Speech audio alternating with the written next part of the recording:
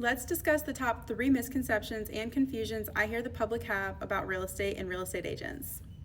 One of the biggest confusions that I hear the public have about real estate agents is that they don't realize we don't get paid until we close a deal.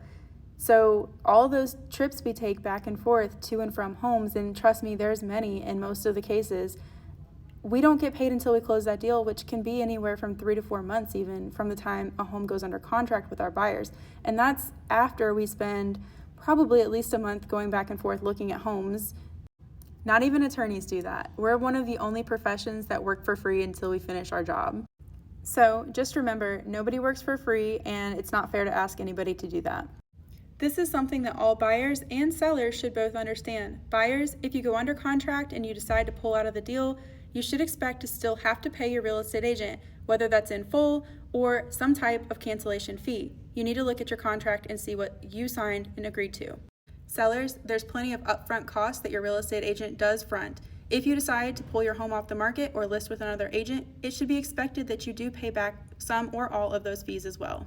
Another really big misconception with real estate agents is when a buyer goes in to view a home without representation, they think they don't need to hire representation, aka the buyer's agent, to represent them because they think, well, I can go straight to the listing agent and have them help me. Why do I need to hire anybody to work for me if there's already someone working the other end of the deal? While I'm not saying this isn't an option, I wouldn't recommend it to my closest family members, and therefore I wouldn't recommend it to any of my clients.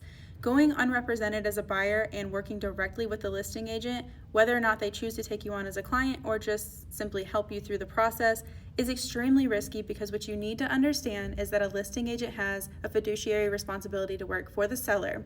And if they take you on, duly representing you and the seller, there is simply just conflict of interest in every aspect of that deal, and there's no chance that you're going to walk out getting the best opportunities for you and making sure that you're the best represented possible. And that's just simply put.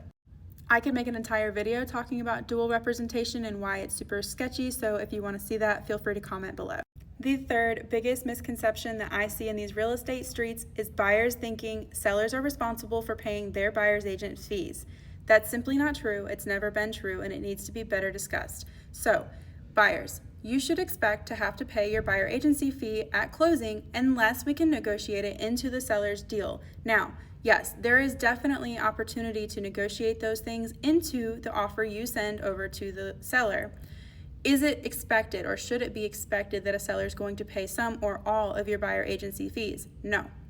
However, as your buyer's agent, I'm always going to try to negotiate you the absolute best deal possible. And of course, if I can get my fees negotiated, well, I'm going to do that for you. I'm Ariel Pinto, your home gal for Gaston, Catawba, and Lincoln County regions. And until next time, be sure to like, follow, and subscribe in all of my social media platforms. Bye.